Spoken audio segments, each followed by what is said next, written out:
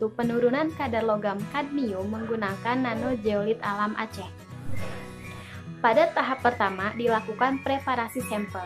Jadi, zeolit alam yang masih berbentuk bebatuan ditumbuk sampai halus sehingga didapat nanozeolit dengan ukuran nanopartikel. Nanopartikel zeolit alam ini selanjutnya diuji bahan kimianya menggunakan alat XRF. Pada pengujian waktu kontak, adsorben ini akan dikontakkan pada variasi konsentrasi liter yang diaduk selama 120 menit. Setiap rentang 20 menit, sampel diambil dan dianalisa filtrnya. Pengujian yang kedua, sampel logam ini akan dikontakkan dengan dosis adsorben dari 1-10 gram yang kemudian diaduk pada kecepatan 100 rpm selama 40 menit. Pengujian yang terakhir yaitu pH. Jadi sampel ini akan divariasikan pH-nya dari 3 sampai 9 dalam 100 gram adsorben dengan konsentrasi 40 mg. Hasil karakterisasi ini digambarkan pada tabel 1. Tabel 1 ini menunjukkan bahwa komposisi kimia dari zeolit alam Aceh ini didominasi oleh kandungan silika dan alumina. Gambar 1 tersebut menunjukkan kenaikan efisiensi cukup signifikan terjadi pada 0-20 menit pertama.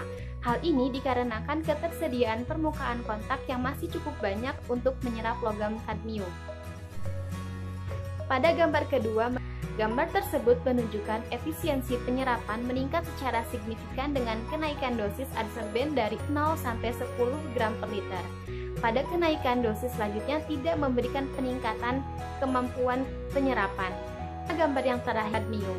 Efisiensi penyerapan meningkat pada pH 6 dengan mencapai nilai maksimum yaitu 81,856% tanpa aktif. Grafik ini menunjukkan bahwa ikatan yang terjadi pada proses adsorpsi kadmium ini. Efisiensi penyerapan logam kadmium oleh nanozeolit ini dipengaruhi oleh waktu kontak, dosis adsorben, dan pH sampel logam. Metode penghilangan limbah kadmium dari air limbah industri dengan cara pengendapan. Berikut metode percobaannya.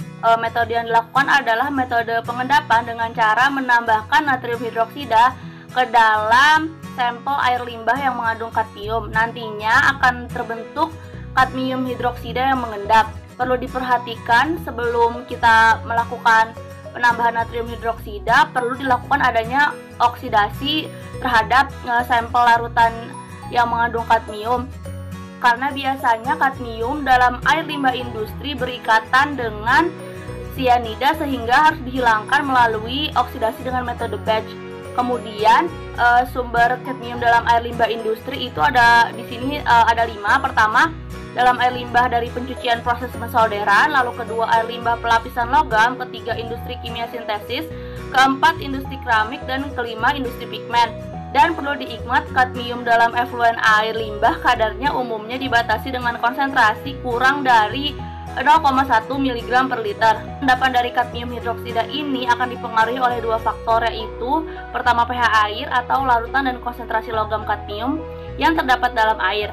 Untuk lebih jelasnya, maka ini tertera diagram yang menghubungkan pengaruh pH dengan kelarutan kadmium hidroksida di dalam air. Sumbu Y menunjukkan konsentrasi dari logam kadmium yang terlarut di dalam air dalam satuan miligram per liter. Konsentrasi logam kadmium yang terlarut dalam air berkisaran antara 100 mg per liter dan 0,001 mg per liter. Diagram ini menunjukkan di mana mulanya kadmium mulai mengendap, kemudian daerah di atas garis berwarna hitam menunjukkan bahwa logam kadmium telah berada dalam keadaan padatan atau berupa endapan dengan terbentuknya senyawa kadmium hidroksida. Sedangkan jika daerah yang di luar garis hitam tersebut menunjukkan bahwa logam kadmium masih bersifat larutan atau terlarut dalam air. Dari diagram di atas maka dapat dijelaskan bahwa logam kadmium yang mulai mengendap menjadi kadmium hidroksida yaitu pada saat pH-nya.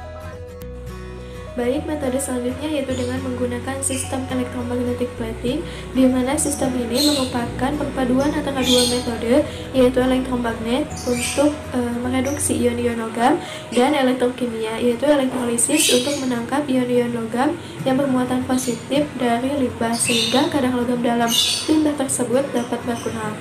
Nah, alat yang digunakan pada sistem ini terdiri atas 3 komponen utama. Yang pertama, kumparan elektromagnet yang terdiri dari lilitan kawat tembaga yang berintikan perit sehingga membentuk susunan solenoida yang ketika dialiri arus listrik akan menghasilkan gaya magnet. Yang kedua yaitu elektroplate yang terbuat dari plat logam lain yang ketika dialiri arus listrik akan menghasilkan gaya listrik. Dan yang ketiga yaitu bak kontak, berfungsi sebagai tempat terjadinya kontak antara logam-logam dalam limbah dengan elektromagnet dan elektroplate yang ada dalam bak kontak tersebut. Pemisahan kadmium dengan menggunakan sistem elektromagnetic plating ini dipengaruhi oleh beberapa faktor. Yang pertama, waktu kontak, yang kedua konsentrasi, kuat arus, dan jenis plat yang digunakan. Dari hasil penelitian yang menggunakan plat elektroda tembaga dan plat elektroda aluminium, diperoleh bahwa waktu optimum untuk elektroda tembaga itu selama 30 menit dan untuk aluminium itu selama 20 menit dengan konsentrasi awal 5 mg per liter dan kuat arus 0,8 ampere. Dari penelitian tersebut, jenis plat elektroda yang paling efektif untuk pemisahan kadmium adalah elektroda aluminium. Sistem ini sangat cocok untuk memisahkan logam kadmium dan logam-logam lain dengan rentang konsentrasi awal 1-5 mg per liter dengan efisiensi yang cukup tinggi yaitu 95-98%.